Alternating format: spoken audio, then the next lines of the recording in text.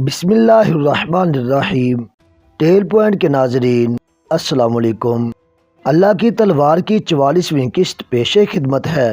دسمبر 632 کے تیسرے ہفتے کی ایک صبح طلوع ہوئی تو خالد نے مسیلمہ کے لشکر پر حملے کا حکم دے دیا۔ خالد نے بھی اپنے لشکر کو 3 حصوں میں تقسیم کر رکھا تھا۔ قلب کی قیادت انہوں نے اپنے پاس رکھی تھی۔ ایک طرف ابو حذیفہ اور دوسری طرف زید بن خطاب تھے۔ مسلمان جس قہر و غضب سے حملہ آور ہوئے اور جس بے جگری سے لڑے، وہ دیکھ کر خالد کو امید بند گئی کہ وہ مرتدین کے لشکر کو اکھاڑ پھینکیں گے۔ خود خالد سپاہیوں کی طرح لڑ رہے تھے، لیکن خاصا وقت گزر جانے کے بعد بھی مسیلمہ کا لشکر جہاں تھا وہیں رہا۔ بہت سے مجاہدین پہلے حملے میں ہی شہید ہو گئے۔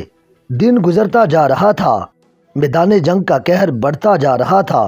ایک شور تھا، چیخو پکار تھی، کربناک آہ و بکا تھی جو زمین و آسمان کو ہلا رہی تھی۔ مسیلمہ کا لشکر گھوم پھر کر لڑ رہا تھا۔ اس کی کوشش یہ تھی کہ مسلمانوں کو گھیرے میں لے لے، اور مسلمانوں کا عزم یہ تھا کہ مرتدین کے اس لشکر کے قدم اکھاڑنے ہیں اور یمامہ پر قبضہ کرنا ہے۔ دونوں لشکر اپنی اپنی کوششوں میں ناکام ہو رہے تھے۔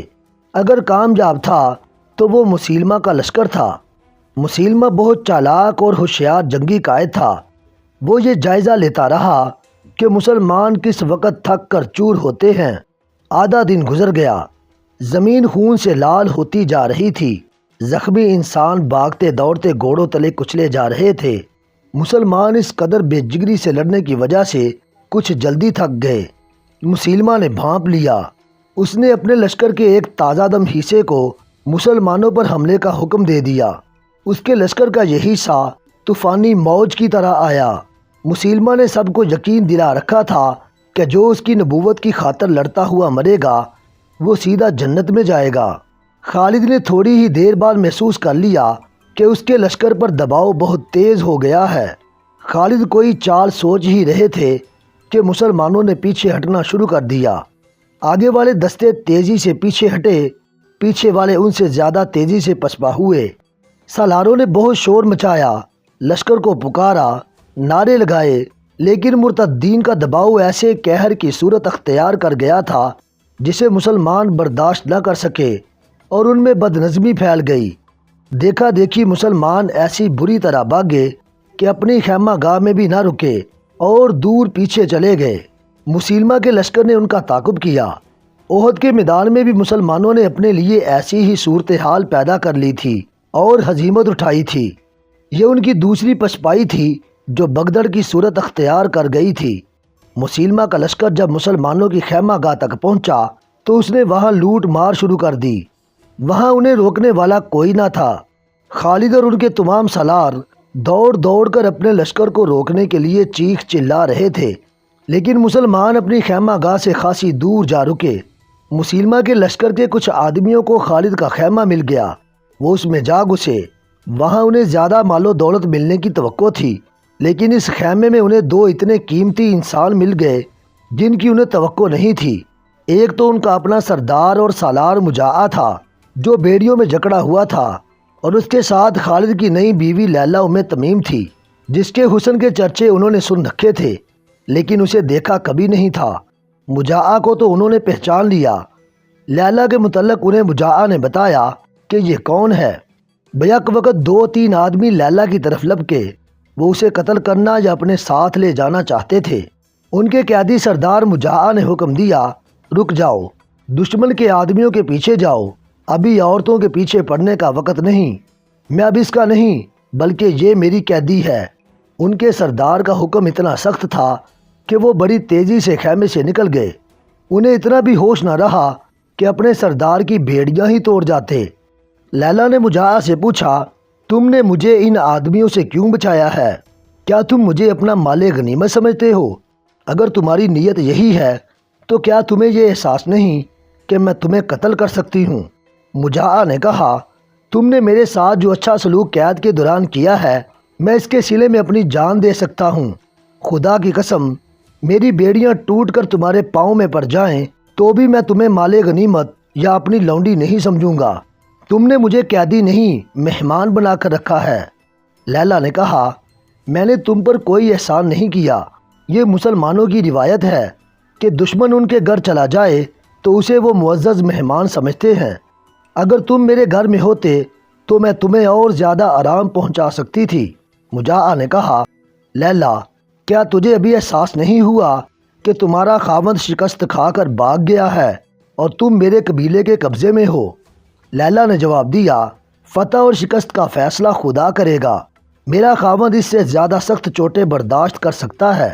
مجاعہ نے فاتحانہ مسکراہٹ سے کہا، کم فہم خاتون، کیا تجھے ابھی تک احساس نہیں ہوا کہ خدا مسیلمہ کے ساتھ ہے جو اس کا سچا نبی ہے؟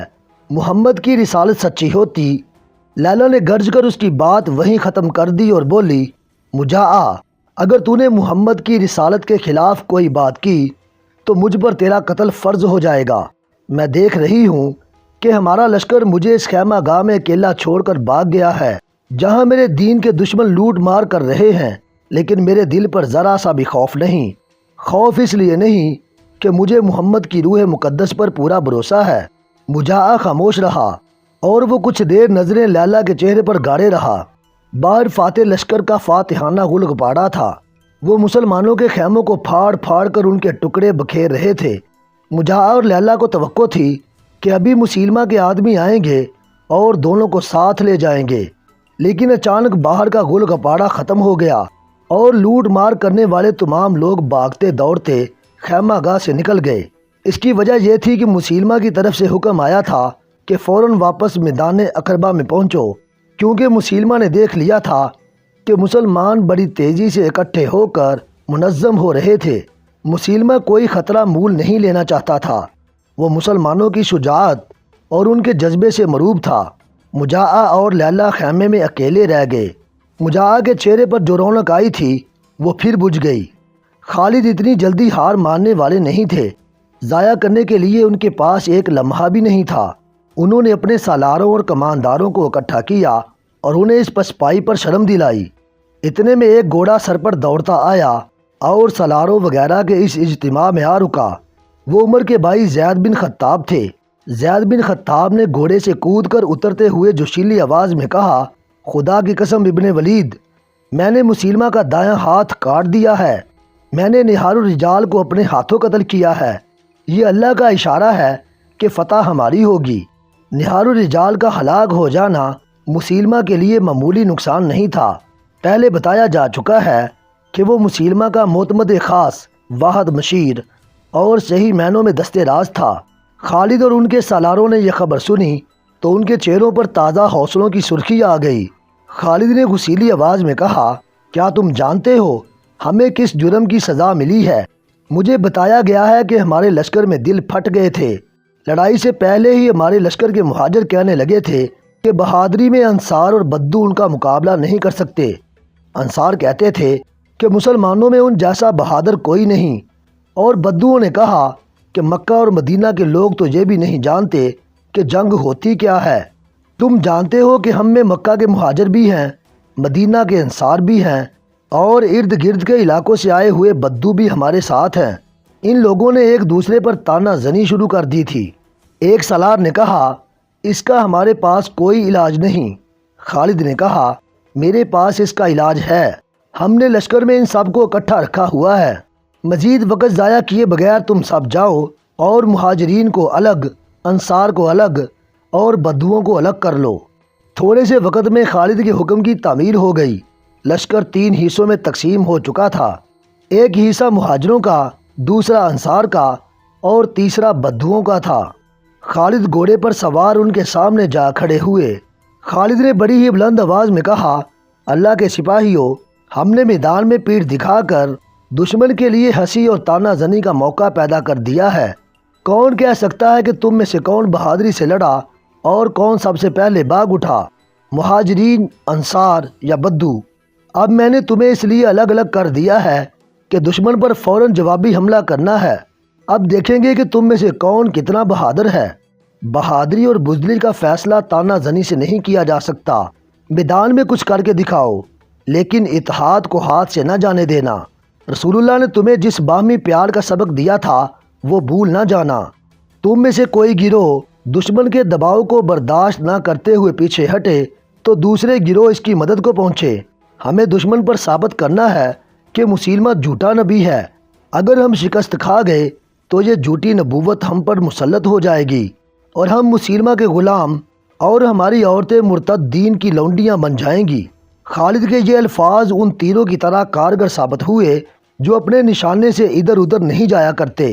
لشکر میں نیا جوش اور نیا ولولہ پیدا ہو گیا۔ ادھر مرتد دین مجاہدین کی خیمہ گاہ لوٹ کر اور تباہ کر کے جا چکے تھے، ادھر سے مسلمان اشارہ ملتے ہی مسیلمہ کے لشکر کی طرف چل پڑے۔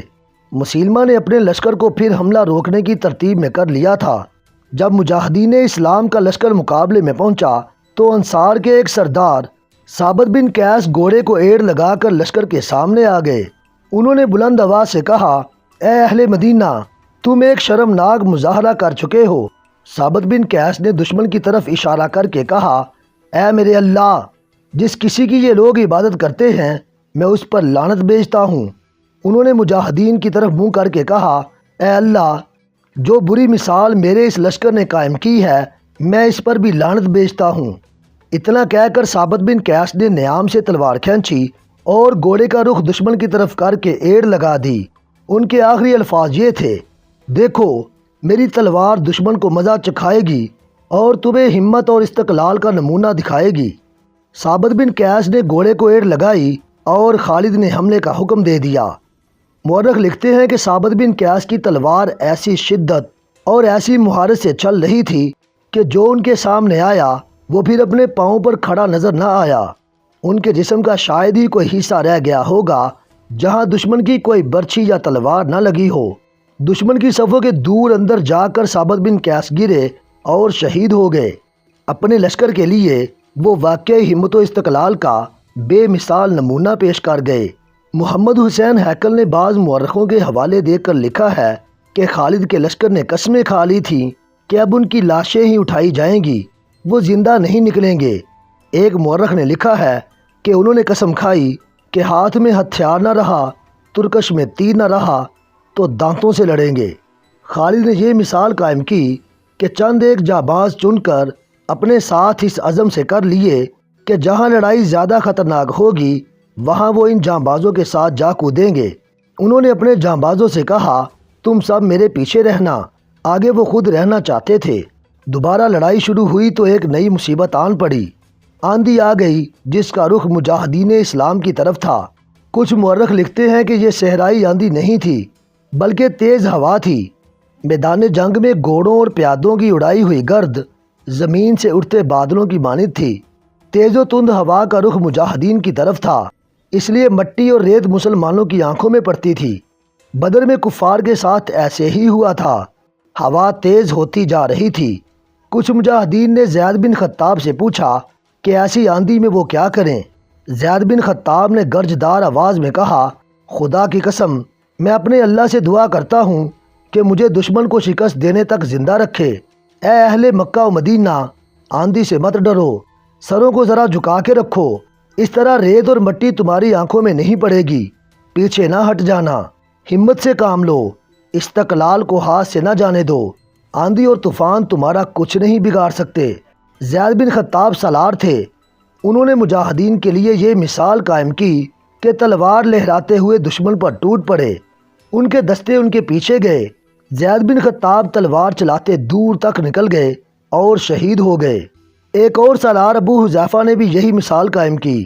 وہ یہ نعرہ لگا کر دشمن پر ٹوٹ پڑے، اے اہل قرآن، اپنے اعمال سے قرآن حکیم کی ناموس کو بچاؤ۔ وہ بھی مقابلے میں آنے والے ہر مرتد کو کاٹتے گئے، زخم کھاتے گئے اور شہید ہو گئے۔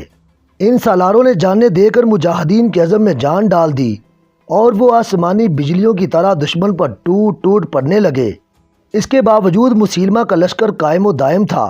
خالد نے میدان جنگ کا جائزہ لیا۔ یہ ایسی جنگ تھی جس میں چالے چلنے کی ذرا سی بھی گنجائش نہیں تھی، یہ آمنے سامنے کی ٹکر تھی۔ اس میں صرف ذاتی شجاعت ہی کام آ سکتی تھی۔ خالد نے میدان جنگ کا جائزہ لیتے ہوئے دیکھا کہ مسیلمہ کے محافظ اس کی حفاظت کے لیے جانیں قربان کر رہے ہیں۔ خالد کو فتح کا یہی ایک طریقہ نظر آیا کہ مسیلمہ کو مار دیا جائے۔ یہ کام اتنا سہل نہیں تھا جتنی آسانی سے دماغ میں آیا تھا، لیکن خالد ناممکن کو ممکن کر دکھانے کے لیے اس طرح مسیلمہ کی طرف بڑھے کہ ان کے جانبازوں نے ان کے گرد گھیرا ڈال رکھا تھا۔ جب قریب گئے تو مسیلمہ کے محافظوں نے ان پر حلہ بول دیا۔ خالد کے قریب جو آیا وہ زندہ نہ رہا، مگر مسیلمہ تک پہنچنا ممکن نظر نہیں آتا تھا۔ خالد کے جانبازوں نے اپنی ترتیب بکھرنے نہ دی۔ ایک موزوں موقع دیکھ کر خالد نے اپنے جانبازوں کو مل کر حلہ بولنے کا حکم دے دیا۔ خالد خود بھی حلے میں شریک ہو گئے۔ کچھ محافظ پہلے ہی مر چکے تھے یا زخمی ہو کر زمین پر تڑپ رہے تھے۔ خالد کے جانبازوں کا حلہ اتنا شدید تھا کہ مسیلمہ کے محافظ بوکھلا گئے۔ میدان جنگ کی صورتحال یہ ہو گئی تھی کہ مجاہدین جو فتح یا موت کی قسمیں کھا چکے تھے وہ مرتدین پر ایک خوف بن کر چھا رہے تھے۔ مسیلمہ کو اپنی حفاظت کے لیے کوئی اور محافظ نہیں مل سکتا تھا۔ مسلمانوں کے نعروں کے ساتھ آندھی کی چیخیں میدان جنگ کی ہولناکی میں اضافہ کر رہی تھیں۔ مسیلمہ کے بچے کھچے محافظ گھبرانے لگے۔ خالد کے جانبازوں نے ان کا حلقہ توڑ دیا۔ کسی محافظ نے کہا، یا نبی اپنا معجزہ دکھا۔ ایک اور محافظ نے کہا، اپنا وعدہ پورا کر ہمارے نبی، تیرا وعدہ فتح کا تھا۔ مسیلمہ نے موت کو اپنی طرف تیزی سے بڑھتے دیکھا تو اس نے بلند آواز سے اپنے محافظوں سے کہا، اپنے حسب و نسب اور اپنی ناموس کی خاطر لڑو اور باغ اٹھا۔ دشمن کا قلب ٹوٹ گیا، پرچم غائب ہو گیا تو مرتدین میں شور اٹھا، نبی میدان چھوڑ گیا ہے، رسول بھاگ گیا ہے۔ اس پکار نے مرتدین کے حوصلے توڑ ڈالے اور وہ میدان سے نکلنے لگے۔ تھوڑی سی دیر میں مرتدین میدان چھوڑ گئے، لیکن میدان جنگ کی کیفیت یہ تھی کہ خون ندی کی طرح ایک طرف کو بہنے لگا۔ جہاں یہ مارکا لڑا گیا وہ تنگ سی گھاٹی تھی، اس کا کوئی نام نہ تھا۔ اس مارکے نے اسے ایک نام دے دیا، یہ تھا شعیب الدام، جس کے معنی ہیں خونی گھاٹی۔ دونوں لشکروں کا جانی نقصان اتنا زیادہ ہوا کہ میدان میں لاشوں کے اوپر لاشیں پڑی تھیں۔ زخمی تو ہزاروں کی تعداد میں تھے۔ مسیلمہ کے لشکر کا جانی نقصان اس کی تعداد کی زیادتی کی وجہ سے زیادہ تھا۔ مسلمانوں کا جانی نقصان بھی کچھ کم نہ تھا۔ کئی زخمی گھوڑے بے لگام ہو کر لاشوں اور زخمیوں کو روند رہے تھے۔ انہوں نے کئی اچھے بھلے آدمیوں کو کچل ڈالا۔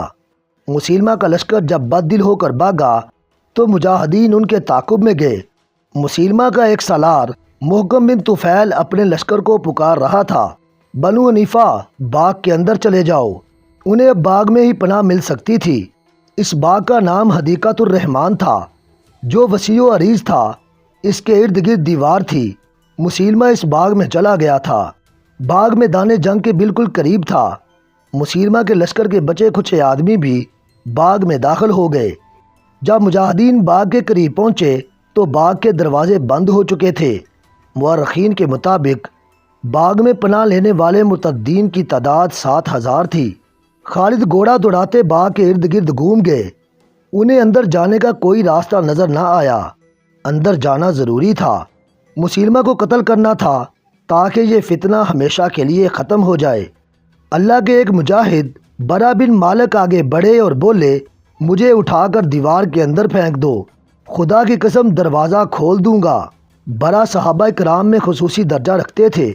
کسی نے بھی گوارا نہ کیا کہ انہیں باغ کے اندر پھینک دیا جائے، لیکن انہوں نے اتنا زیادہ اصرار کیا کہ 2-3 مجاہدین نے انہیں اپنے کندھوں پر کھڑا کر دیا اور وہ دیوار پر جا کر باغ میں کود گئے۔ باغ میں دشمن کے 7,000 آدمی تھے اور برا اکیلے۔ 7,000 کفار میں ایک مسلمان کا کود جانا ایسے ہی تھا جیسے کوئی آتش فشاں پہاڑ کے دہانے کے اندر کود گیا ہو۔ برا بن مالک سراپا عشق تھے جو آتش نمرود میں کود گئے تھے۔ انہوں نے باغ کا دروازہ اندر سے کھولنے کا بے حد خطرناک کام کسی کے حکم کے بغیر اپنے ذمے لے لیا تھا۔ انہوں نے دروازے کے قریب سے دیوار پھاندی تھی۔ 7,000 بنو حنیفہ جو باغ کے اندر چلے گئے اور جنہوں نے دروازہ بند کر لیا تھا ابھی افراتفری کے عالم میں تھے۔ انہیں معلوم تھا کہ مسلمان ان کے تعاقب میں آ گئے ہیں اور انہوں نے باغ کو محاصرے میں لے لیا ہے، لیکن وہ سوچ بھی نہیں سکتے تھے کہ کوئی مسلمان اکیلا دیوار پھاند کر اندر آنے کی جرت کر سکتا ہے۔ کسی نے بڑی بلند آواز میں کہا، وہ کون ہے؟ وہ دروازہ کھول رہا ہے۔ برا بن مالک کو کسی نے دیکھ لیا اور ایک نے پہچان کر نعرہ لگایا، مسلمان ہے۔ کوئی مرتد للکارا کاٹ دو اسے، ایک اور للکارا، گردن مار دو، ایک شور اٹھا، پکڑ لو، مار ڈالو۔ بے شمار مرتد تلواریں اور برچیاں تانے برا بن مالک کی طرف دوڑے۔ برا ابھی دروازہ کھول نہیں سکے تھے۔ انہوں نے تلوار نکالی اور بنو حنیفہ کا جو آدمی سب سے پہلے ان تک پہنچا تھا اسے برا کی تلوار کے بھرپور وار نے وہیں روک دیا۔ وہ لڑکھڑاتا ہوا پیچھے ہٹا۔ برا نے ایک بار پھر دروازہ کھولنے کی کوشش کی۔ وہ بر وقت پیچھے کو گھومے۔ بیک وقت دو آدمیوں نے ان پر برچیوں کے وار کیے تھے۔ برا پھرتی سے ایک طرف ہو گئے۔ دونوں برچیوں کی انیاں جو برا کے جسم میں اترنے کے لیے آئی تھی دروازے میں اتر گئی۔ برا نے بڑی تیزی سے تلوار چلائی اور ان دونوں آدمیوں کو اس وقت گھائل کر دیا جب وہ دروازے میں سے برچیاں نکال رہے تھے۔ کئی مرتد برا بن مالک پر مل مل کر حملہ کرتے تھے اور برا دروازے کے ساتھ پیٹھ لگائے بڑی تیزی سے تلوار چلا رہے تھے۔ ان کی زبان سے دو ہی نعرے گرجتے تھے، اللہ اکبر، محمد الرسول اللہ۔ وہ وار روکتے، وار کرتے اور دروازہ کھولنے کی کوشش کرتے تھے۔ تاریخ میں لکھا ہے کہ برا بن مالک نے بنو حنیفہ کے بہت سے آدمیوں کو ہلاک اور زخمی کر کے دروازہ کھول دیا۔ بعض مورخوں نے یہ بھی لکھا ہے کہ برا بن مالک کے پیچھے چند اور مسلمان دیوار پھاند کر اندر چلے گئے تھے، جنہوں نے تیروں سے مرتدین کو دور رکھا اور برا بن مالک نے دروازہ کھول دیا۔ اس پر تمام مورخ متفق ہیں کہ سب سے پہلے برا بن مالک دیوار پھاند کر اندر گئے تھے۔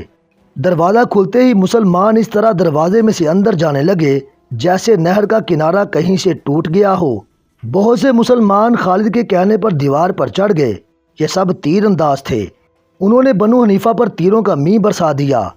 مسلمان جو اندر چلے گئے تھے وہ بنو حنیفہ پر قہر کی مانند ٹوٹے۔ مرتدین کا قتل عام ہونے لگا۔ ان کے بھاگ نکلنے کے راستے مسدود ہو چکے تھے۔ وہ اب زندہ رہنے کے لیے لڑ رہے تھے۔ ان کا نبی خواہ جھوٹا ہی تھا، ان کے ساتھ تھا۔ اس کی للکار سنائی دے رہی تھی اور وہ بڑی بے جگری سے لڑ رہے تھے۔ مرتدین کی تعداد بہت زیادہ تھی جو بڑی تیزی سے کم ہوتی جا رہی تھی۔ باغ خون سے سیراب ہو رہا تھا۔ خالد کے ذہن میں یہی ایک ارادہ تھا کہ مسیلمہ کو قتل کیا جائے ورنہ لڑائی ختم نہیں ہوگی، لیکن مسیلمہ کہیں نظر نہیں آ رہا تھا۔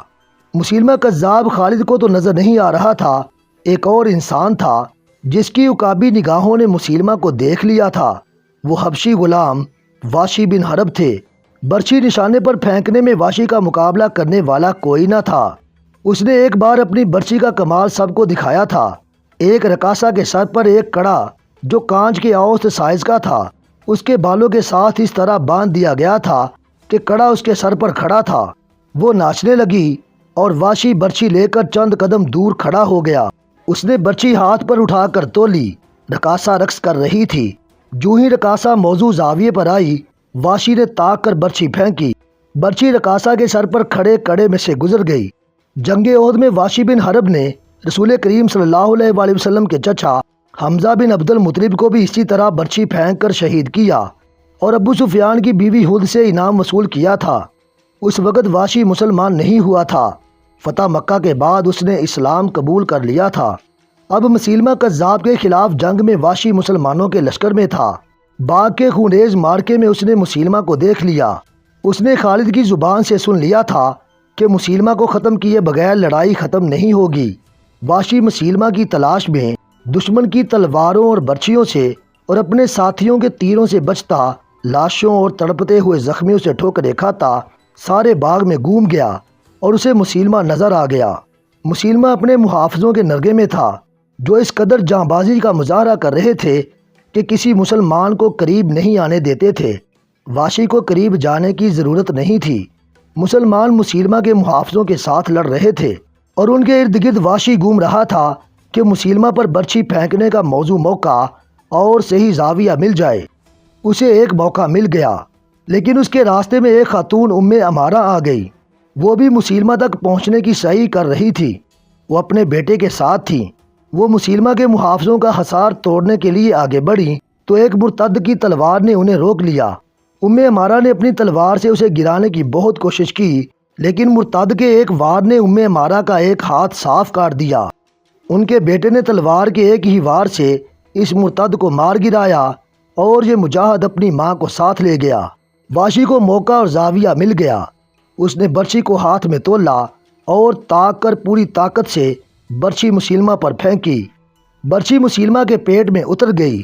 اس کے ہاتھوں نے برچھی کو پکڑ لیا، لیکن برچھی اپنا کام کر چکی تھی۔ مسیلمہ گرا، اسے مرنا ہی تھا، لیکن ابو دجانہ نے اسے تڑپ تڑپ کر مرنے کی اذیت سے اس طرح بچا لیا کہ اس کا سر تلوار کے ایک زوردار وار سے اس کے در سے الگ کر دیا۔